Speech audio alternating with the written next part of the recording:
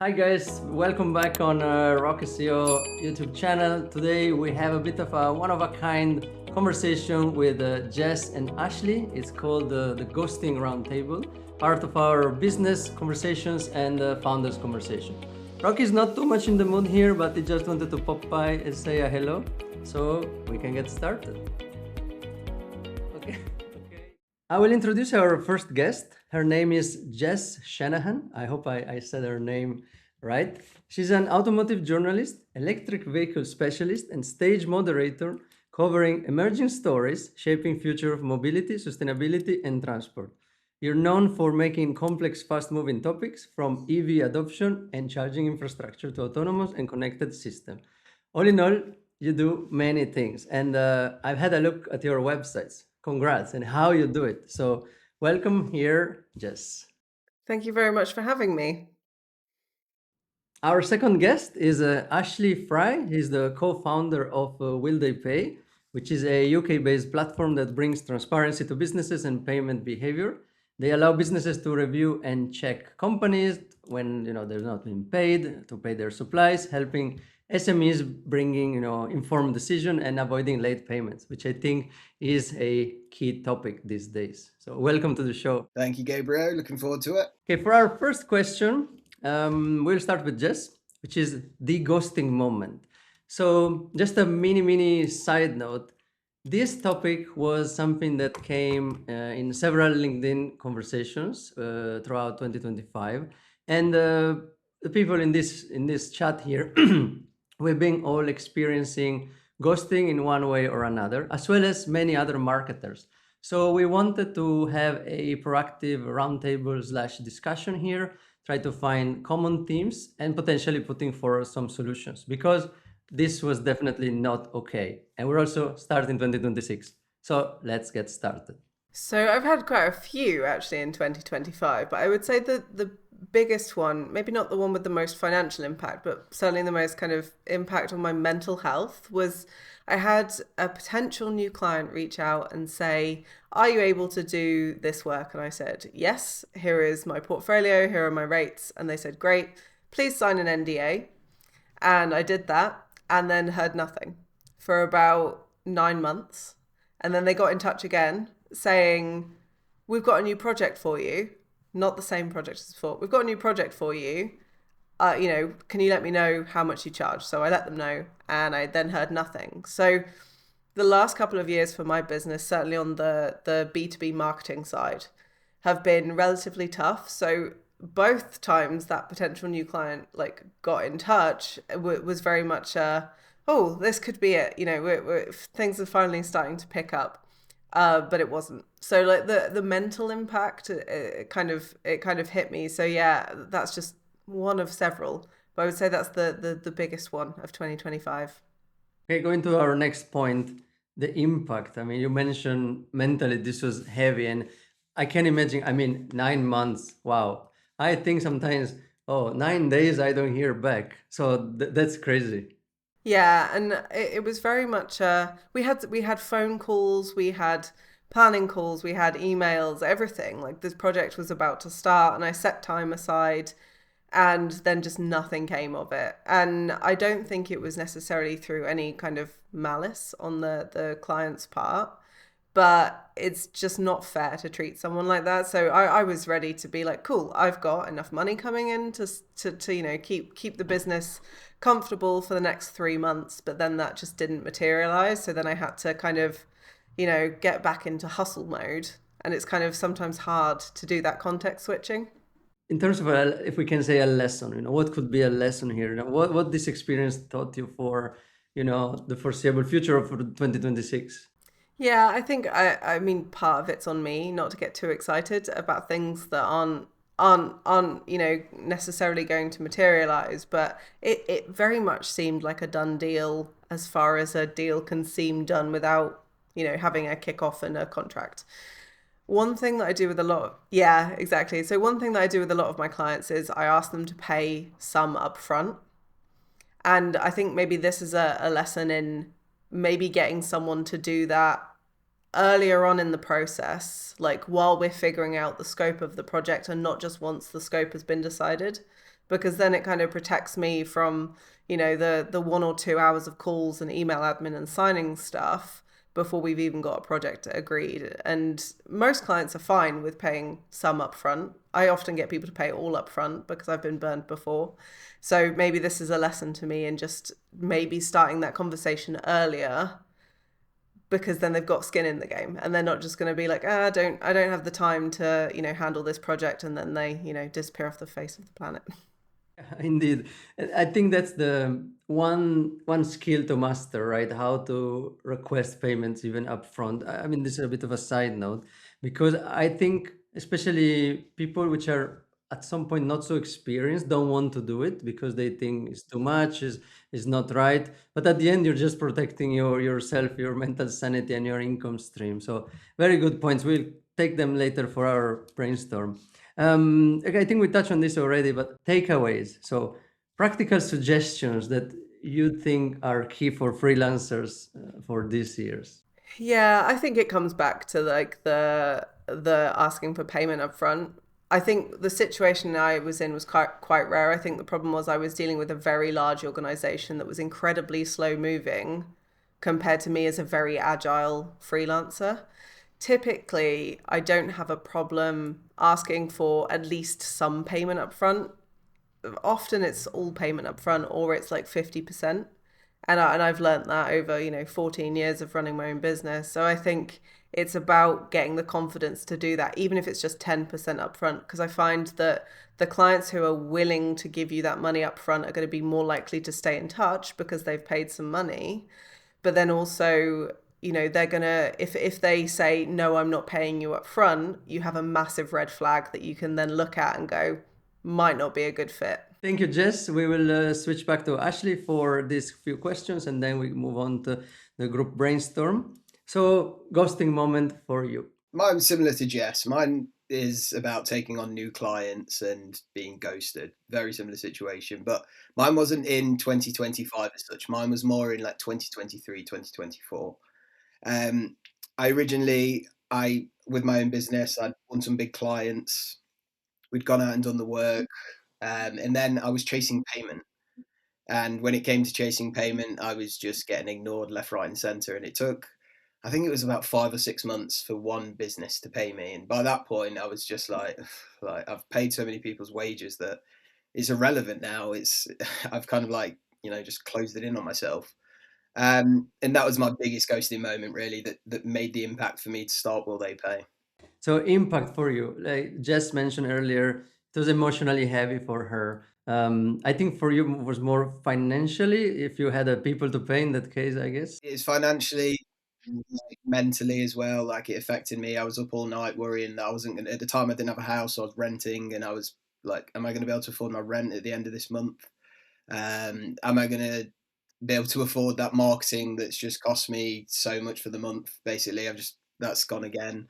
I was just stressed, and I'm diabetic, and it kind of like affects me, my sugar, which really did not help. So they were kind of out of control at the time, and yeah, just that my mood, like, it affects me in everything I did. Like, because I would be talking to you guys now, say if this was back in 2023, and I'd just be sitting there thinking, when am I going to get paid? When am I going to get paid? I wouldn't be in the room with anybody. All I'd be thinking about, and it really did affect me. And I thought there's a time for change here. I think this is something, maybe even we were working a lot online and remotely. People think somehow that this does not affect people, but it still does affect people a lot regardless. It's still, what I mean is, in the old days, let's say everybody in the office or when you went to a client in person, which for me is not so often in general. I don't know about you guys, but I thought that was a bit simpler, although they can still not avoid paying. I mean, I think in the all online world, this gets stretched even too much, and the mental health implications are really big, and that's a huge topic. Thank you, Ashley. Okay, the next one was the lesson. I mean, we touched about this already a little bit, but like, how do you proceed for the future? With the struggles, I saw an opportunity. I was like, there's no way to find out if people pay in advance. So I was like, there needs to be something put in place other than Companies House, which is outdated information that's self-reported as well. And then the same with credit checks, they're out of date, they're not quite up to who's been working with who. You don't know if anybody else has experienced that. So I was like, there needs to be a solution to this. And then again, that is where the idea came from for me, where I was like, okay, we can find out with other businesses that have worked with other businesses and they've reviewed them like a Trustpilot score. I thought that was the solution. Um, and one thing that it taught me as well, I did already do this, but because I was like, I guess, such small fry, sorry to use my second name, and I was, I put my payment terms up front. But when I wasn't being paid, I wasn't actually being like, hey, you haven't paid me until about a month later, because I didn't want the risk of losing a client, um, like in the chase in comparison to having the work there and they may pay me at some point. And it, like it was crazy because that isn't a good relationship. You're just letting somebody walk all over you there. Yeah, I think this can have so many, further conversations. Thank you, Ashley. That was so good. So let's say we'll touch on will they pay in a sec, but aside from that, what will be two, let's say, one or two practical suggestions for our listeners here? Like make sure that you set out your payment terms at the beginning, you have the conversation, and then you follow up with writing. So email, text, whatever, just some form of writing, and then let them know when it's due, let them know when it's late, let them know that you're not going to go anywhere quietly, because like that's the way. Like without persistence, you don't get anything. I actually had a client the other day say to me, we made a booking and I checked and I was like, you haven't paid your accounts. Like, if you want to go ahead with this booking, you need to pay it. And he went, oh, that was stern. And I was like, yeah, it was. I'm trying to get paid here. I'm not doing this for free. Yeah, no, absolutely. And yeah, I think being strict on the payment terms is actually you're protecting your business and your mental health as well. So that's really key. Great. So well, we covered the main questions. We have time now for the open brainstorm. So let's see. We could start maybe Ashley, since we are here on the end of your points. Why don't you tell us more about will they pay? Because I don't think, Jess, have you heard about this? I've heard about this, but only from being involved in this process. So I'm keen to hear more. Will they pay works a little bit like Trustpilot, but for how businesses pay their invoices. So companies can leave reviews about other businesses they've worked with, specifically focusing on how quickly they pay, how they handle invoices, and whether they communicate well around payment. Then these reviews, they're all public, and it's complete transparency. And these reviews help other businesses and freelancers make better decisions on who to work with, because you can see another business has worked with them and said, yes, they're an amazing payer. So that gives you the confidence to move forward with building stable foundations, basically. It's I came across Ashley's thank you, Ashley, by the way, from one of our common networks, and he was explaining to me how it works. But what they don't do, just to be transparent, they don't credit, I mean, follow people for the payments. It creates a transparent platform where other people can essentially share about others, but you don't go collect payment. Yeah, no, we don't collect payments. As I said, it is just a review platform. Like you make other people aware, and making things transparent puts, like I wouldn't want my business to be known as a bad payer, so I would try and remedy that factor. And that's what we do. We try and offer those solutions without actually having to create friction. It's just simple. Here you go. We'll leave you a 5-star review if you pay us. We'll leave you a 1-star review if you don't pay us over a certain amount of time or whatever.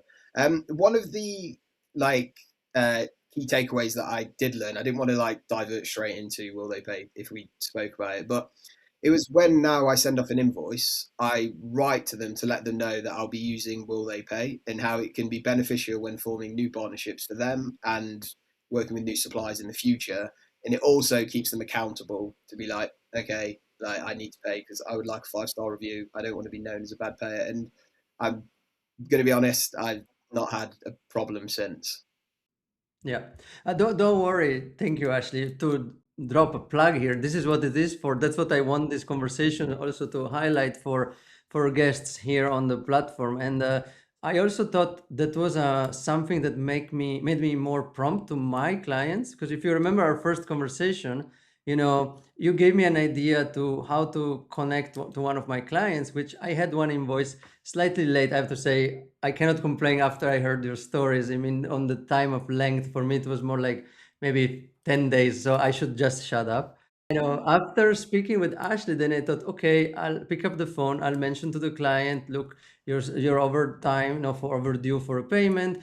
I didn't go, hey, I will put you on the platform, but I mentioned, look, I don't really want to go to further steps.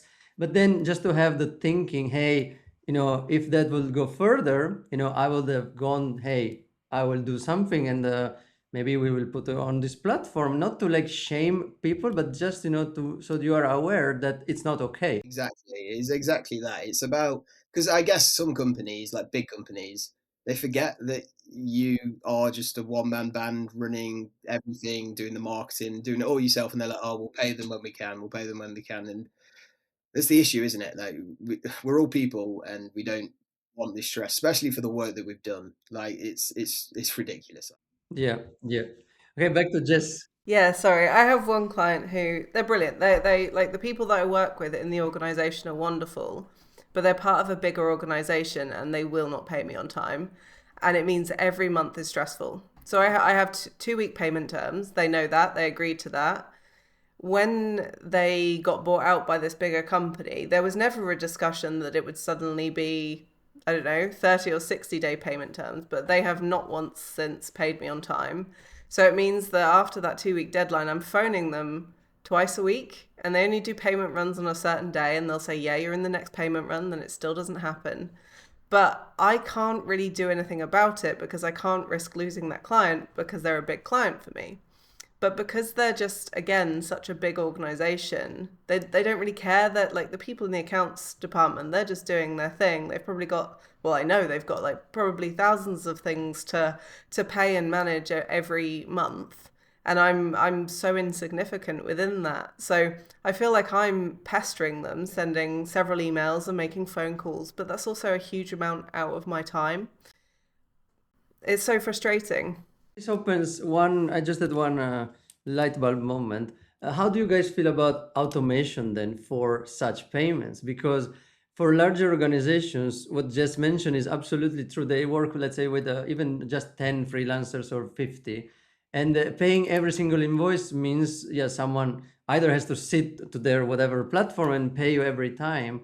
So wouldn't be better if we were more, let's say, prescriptive on an automation setup? With automation, I think it's brilliant. I think it takes the stress out of doing the follow-ups. It takes the stress out of like writing it up, thinking about, oh God, I need to get this sorted, I need to get paid. But there's also the other side where it's, are they just automating ignorant now? Like, are they just going, well, they've not said it. It's just about changing the conversation, because paying people now is the easiest thing in the world. I can go on my phone right now and send you money, and you've not even have to invoice. Like, and I understand when it was like, okay, I need to send a check, or I need to like go through my bank and do this and do that. Can you even remember like the card safety things that you had to plug in and write in the numbers? We don't even have that anymore. We just have facial recognition, which surely the person that's controlling the finances could just have access to, or even, and I'm going slightly off topic, but like when they say they're going on holiday, it's about making it simple at the beginning. And I guess what you've got to do is, and like, there's many people in your situation, Jess, where there's big clients that they rely on to earn their money consistently. Like without them, it would be quite a struggle. But what I'd suggest is potentially on the first process of it, when you send off that payment or the invoice or request it, see how they do it then, and don't be too reliant on them after that point. Because like, if somebody's going to treat you bad in the first time, they're going to treat you the same going forward. Yeah. Yeah, and it's one of those things because the work is excellent. The people are excellent. It's just the payment process. And I've spoken to some of the other freelancers that work for the same organization. They've said actually, yeah, like since they got taken over by this larger company, payments have slowed down. So it's not just me. So I guess I like it's not personal. So there's maybe that. But yeah. Yeah. But I wonder if maybe mentioning to them about your platform, Ashley, and saying, like, I'm now going to be doing this. Personally, I don't think they'll actually care. I think they're like, hey, we're too big, we don't care about these things. But I'm going to do it anyway because I think that's good. That, like, from like where I stand morally on this kind of stuff, I want to hold these people accountable. But I also want to keep doing the work and keep getting paid. You have to put it in now to create change. Like change doesn't happen easily, does it? It's hard. And they'll start to notice, like this is my vision, of course, but they'll start to notice that okay, more people aren't coming to work with us now because we haven't got reviews on there. We've got bad reviews. And it should potentially change the way that they think and go, actually, the next client we take on or the people that we have at the moment will respect them because we appreciate that the work that they do. Like I'm completely I can understand if they're like, okay, it's terrible work. I don't really want to pay for this. I get that. But if you've been working consistently with them, you've built that relationship. The relationship goes both ways. And you've got to respect each other. Like, otherwise, you feel, as we said earlier, like it's the mental stress and it makes you like doubt yourself. It's like, can I do this? Am I good enough at this? Like, it's that kind of thing. Yeah, it's definitely made me kind of learn that I much prefer working with smaller businesses because they are the people that have their phones on them that can just make a payment. Whereas I think when you're a larger organization, you have accounts payable and you have all of this kind of stuff. There is a very strict process, obviously for good reason, but that actively works, against freelancers who just want to pay their mortgage. In terms of, I was thinking now practical, for solutions or thoughts, tips, thoughts, etc. for people watching this. Um, I would say there has to be one core group of your clients, which you should be, in my opinion, fully okay with your payment terms. I mean, I would say the procedures and what we just discussed, everything is great.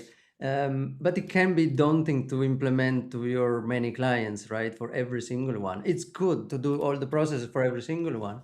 But I think, if I can give a tip to someone, it would be if you have your core clients and your core clients pay your, let's say, your mortgage, your bills, a set amount of X income, which you need every single month, those should be like perfect and have everything running as good as possible. And then you can have some, as they say, outliers, which perhaps don't have perfect processes. If one doesn't have the capacity to chase everything and make everything, as they say, squeaky clean, right? So maybe that's one, I don't know, to be practical here. What do you guys think of this?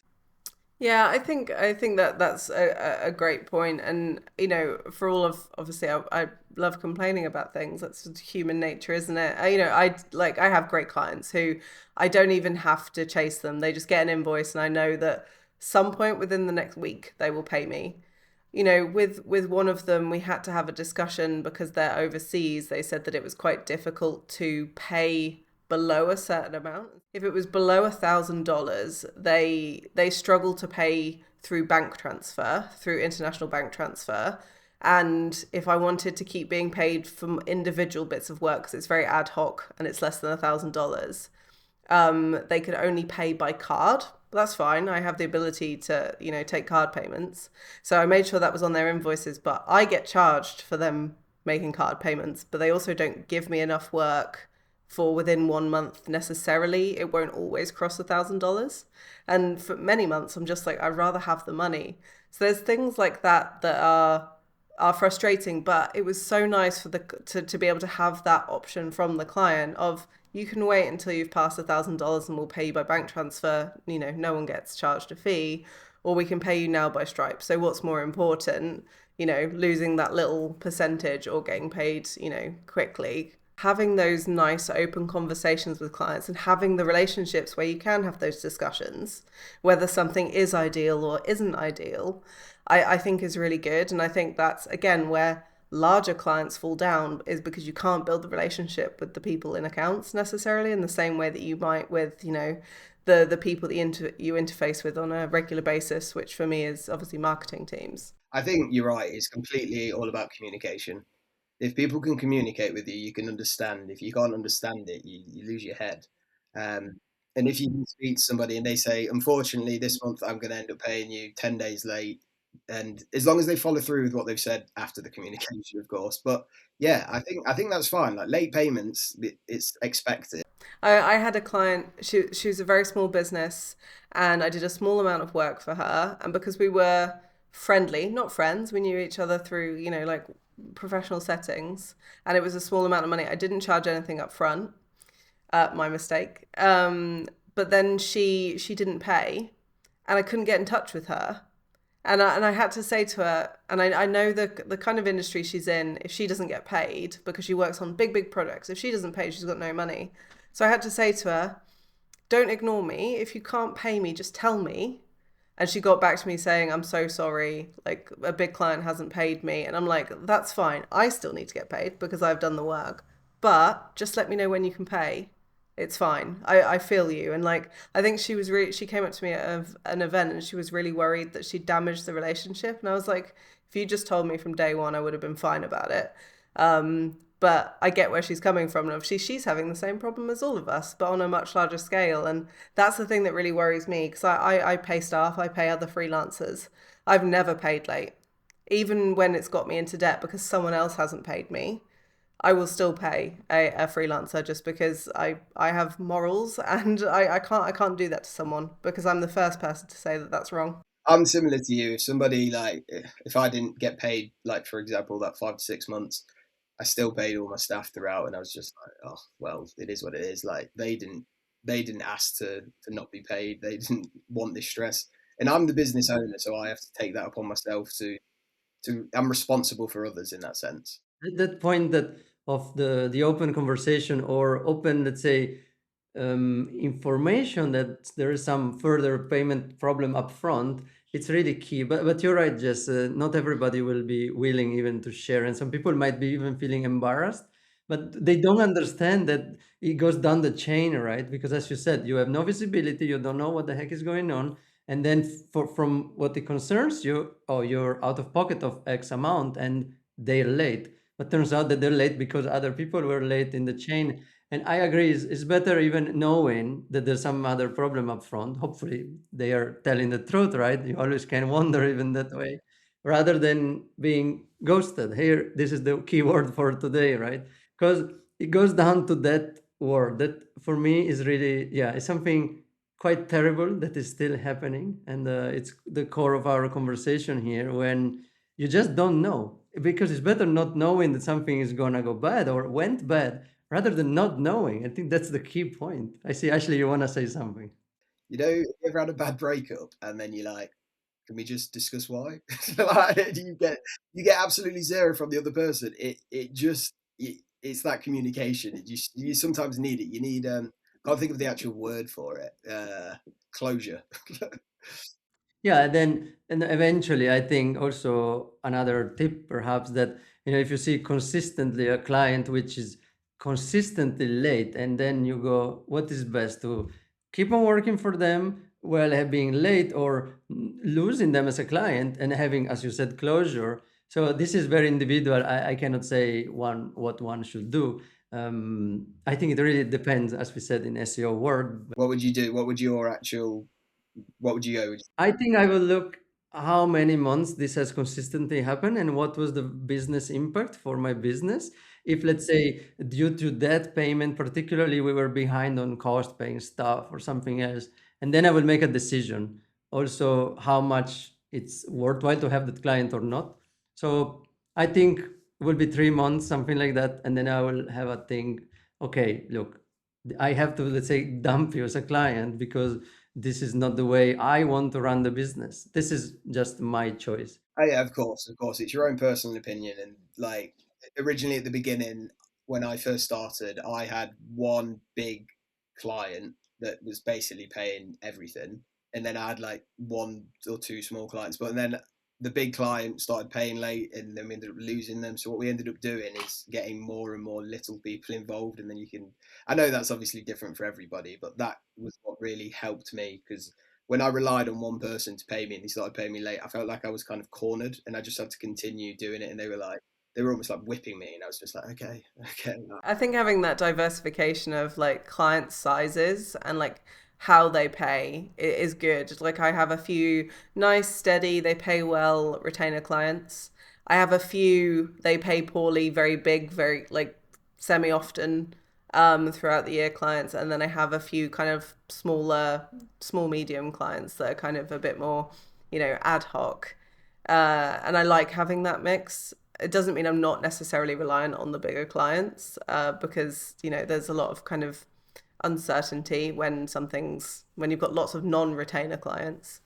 But you just kind of, I have to trust that I can weather it. And when maybe it's a bit kind of naive, but when one door closes, another one opens. Usually something moves in to fill that gap, and that's certainly been true over the last 14 years. It's been more difficult the last couple of years, but certainly there's always something else coming up, and when you kind of open yourself up to that because you have to, whether that's because you're hustling or you're just looking for opportunities, it does tend to work out.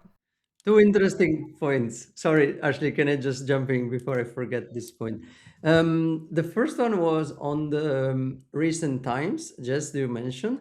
Would you reckon this was better, let's say, years ago? And I don't know, due to competition or too much AI automation, you name it, this got worse? What do you think that was mostly due to, if there was one maybe thing? I think like the economic situation as a whole means that fewer people are paying for top tier marketers, which is kind of probably where I would sit as a specialist. But I think also AI has impacted me as a writer. I've certainly seen a lot of my retainer clients where I was, say, doing a certain amount of blog posts or white papers or whatever it might be every quarter or every month fully dropped off. So I've had to diversify into like more speaking work, more journalism, that kind of thing, which is good. It's like, businesses evolve. I'm okay with that. I would say maybe 5 years ago, I appreciate that, it's kind of like COVID times, but like about 5 years ago, it wasn't as bad as it was now because I had a lot more ability to be able to go, well, I don't want to work with you if you're not going to treat me well. Whereas now I have a little less flexibility in that, but I have an office, an expensive accountant, I have staff, so I have a lot less wiggle room. Whereas when it was just me working on my own, if one client paying thousands of pounds a month didn't pay me, I could say, you know what, this is the end of the relationship. Or I would go down like taking them to small claims court and not worrying about the relationship because I could get by on, just a few smaller clients anyway. So it's kind of, it's how my business has evolved, as well as a few kind of like, economical and technological factors as well. So I think it's a lot of different things for me. But I think, Gabrio, going back to what you said earlier about we're all so much more online. We're not necessarily meeting people in person anymore. And I think a lot of people feel like they can hide behind a screen and you're not interfacing with humans on the day to day, that they feel like, you're not a real person and you don't matter as much as maybe as if they'd met you in person. Yeah, and goes back to trust and relationship, right? Because that's one thing that, at least for me, was key this year, to bring new clients. Then I spend more time even online because the location I'm at now is not the best for meeting in person, to establish relationships, which then brings more trust. And then that's how you find the clients and stuff rather than just going, let's say, the old way of, I don't know, outreach via email, which, they pitch me all the time. Do you want this outreach campaign? For me, especially what we do, it does not work. I need to spend the time, take someone sort of by hand, explain what we do, why we do, what I can do for them, and then they decide whether or not they want to work with us. So, is I think that relationship, and I think that has changed since, let's say, 2020 something. That yeah, I agree on that. That there's been less of those touch points. People hide behind the screen.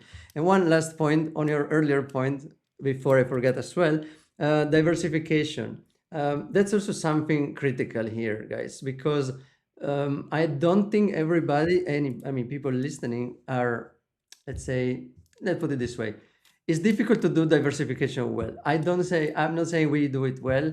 I think we, as in our company, I think there's always room for improvement. But this is so critical because it goes back to then the payments, the stress, the emotional stress, etc. When you're diversified, then you don't have to rely on one payment falling off. It shouldn't happen, as we conversed earlier, but it's very key. And how well you should be diversified, again, is down to your personal situation. Where's your business? Where you want the business to go? And How do you do it? Maybe we can touch on this point, diversification. I think is really a key point. We still have some time.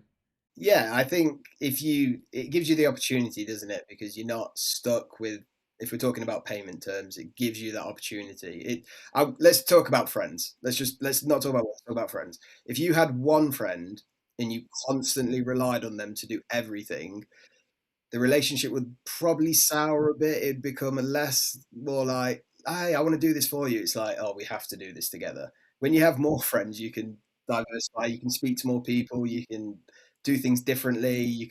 Some days you have to see one person, some days you can see three or four. It mixes things up and it makes things a lot more, I don't know, just easier for you. Like the more people, yeah, yeah, it makes things more diverse.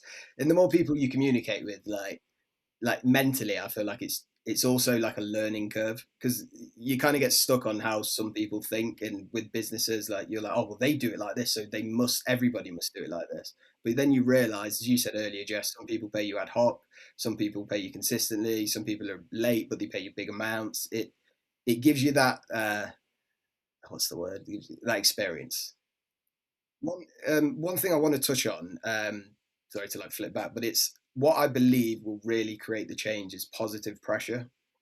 So the more people that are known for paying well, it will highlight the people that don't.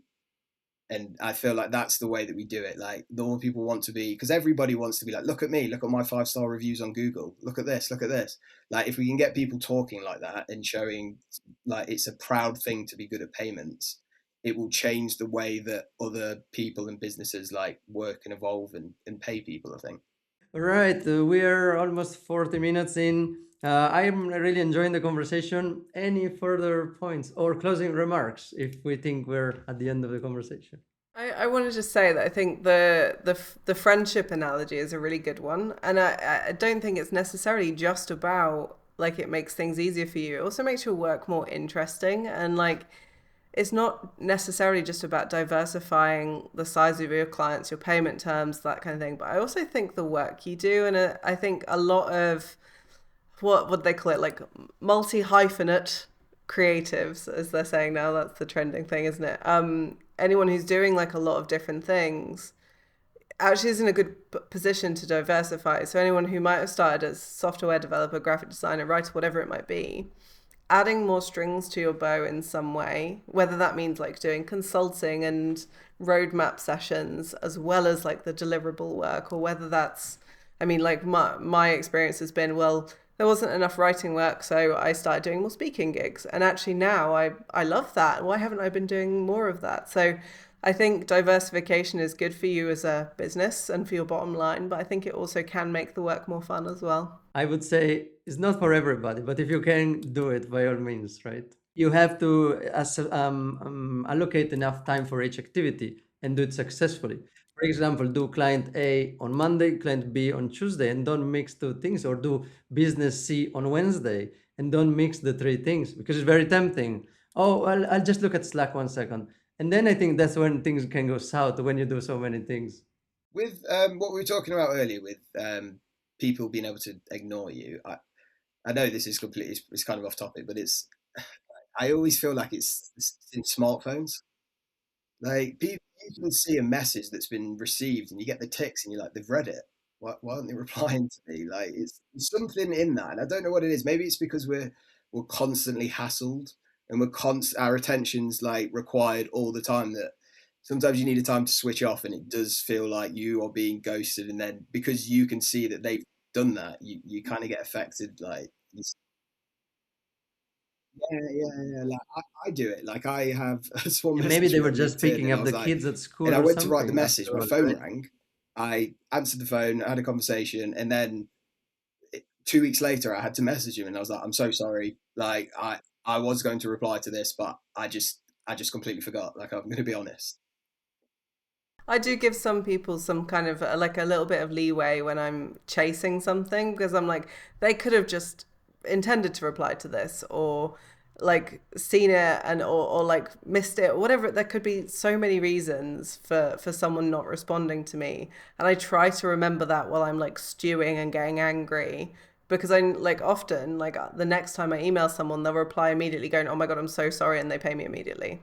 So I have to kind of like temper my own, my own anxiety over this stuff and like all of the things that I've been through before where I've had to take people to court and that kind of stuff. So yeah, we expect everything to be instant because everything's on our phones, but actually you have to appreciate that people are still people. The channels of communication, Jess.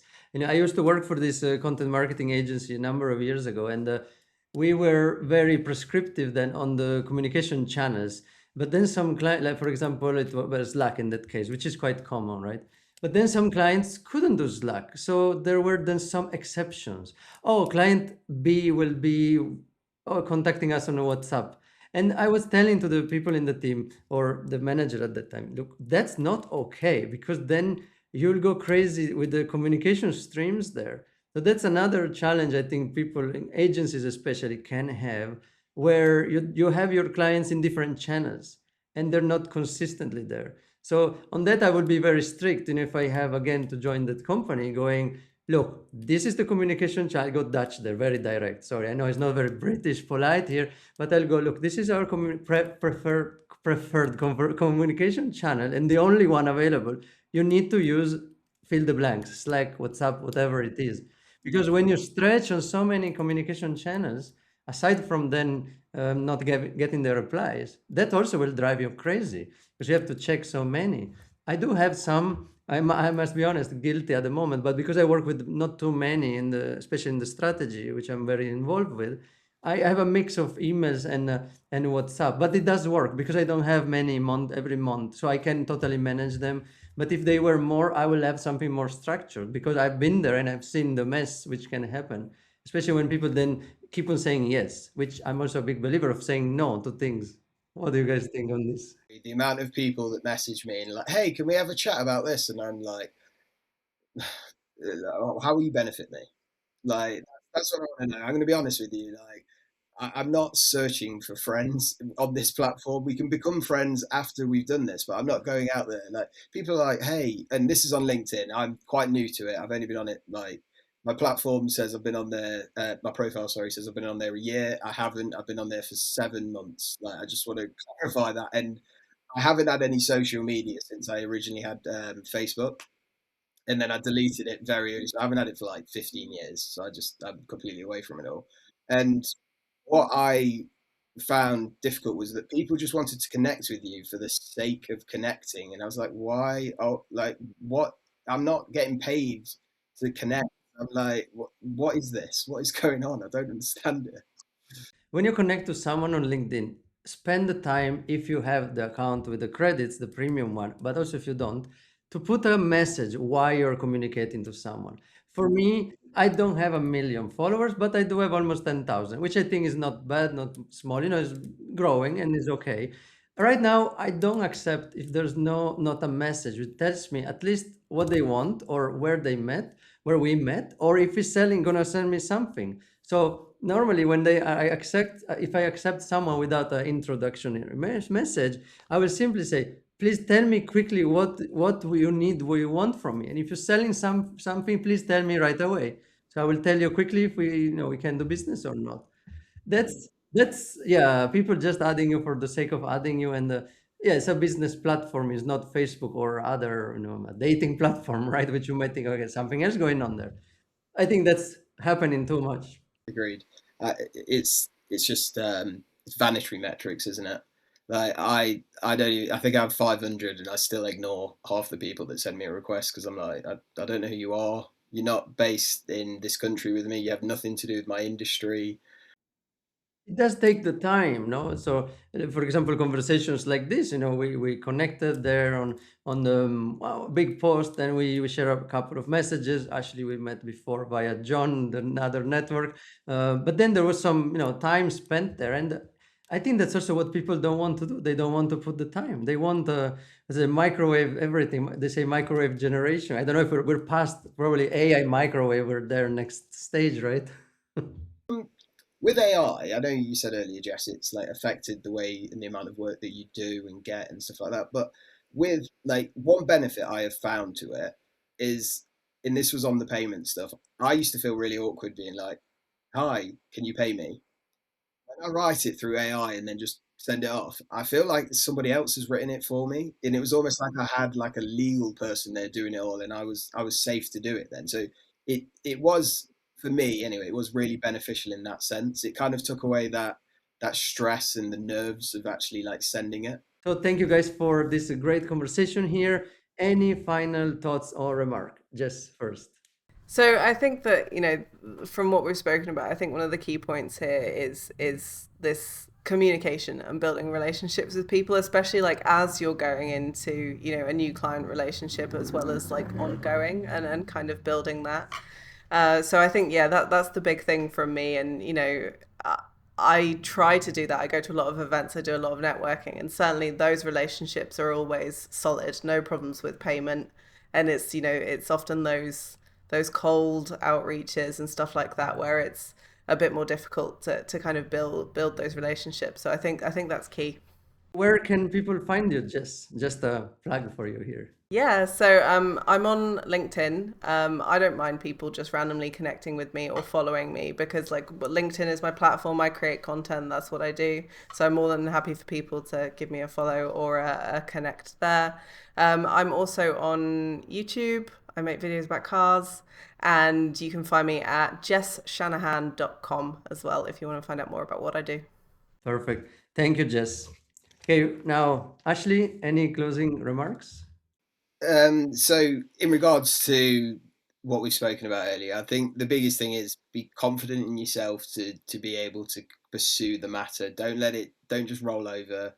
You've put in the hard work, you've put in the time, you've put in the energy. Like, you should be able to receive the payment. Be confident enough to do it. And I don't mean that in a negative way, as like, oh, you're not confident. I mean, you are worth it. You are worth the time and energy that you put into it. And if people ignore you, don't take it as that personally as well. As we said earlier, people are busy, people are forgetful. It's okay. It's just that's what I'd suggest. Yeah. I fully agree on that. And where can people find you? What's the best channel? On LinkedIn, that's the only channel that I have. On Will They Pay, you can find us on www.willtheypay.co.uk. All the businesses are on there. You can have a look through and see what we do, and you can find me personally on LinkedIn. Jess, if there was anybody, business owner or founder or one of your maybe trusted connection, you would suggest that I get next on the channel for our business or founders conversation, who would that be? Is there anyone you can think of? Oh, there's quite a few people. Like I work with loads of cool people locally, but also kind of within automotive. I think Jill Noel, who she runs various different things. She's a presenter, but she's also the founder of Global Women in EV Day, which is happening in February. So I think she would be amazing to have on something like this. She's very knowledgeable, very experienced, very eloquent. Great. We'll drop the contacts down in the description. Thank you, Jess. And what about you? I know it's a bit of a on-the-spot question, Ashley. I would suggest somebody that does a networking event. So somebody that can talk about your platform, what you do, and like already does a networking thing themselves. I've spoken with Rudy Abraham. He's one of the founders. Oh, from Founders Yes, Network. yeah. I know him. Yeah, really nice. Yeah, Rudy is great idea. Thank you. That's a good one. Okay, that was a wrap for today. Thank you everybody for attending, Ashley and Jess. It was lovely having this conversation on ghosting, and hopefully there will be a bit less ghosting, or maybe not ghosting at all in 2026. I still do think it will happen, and I look forward to seeing you guys on the channel. Please don't forget to like and subscribe. Thank you. Thank you. See you soon. Bye.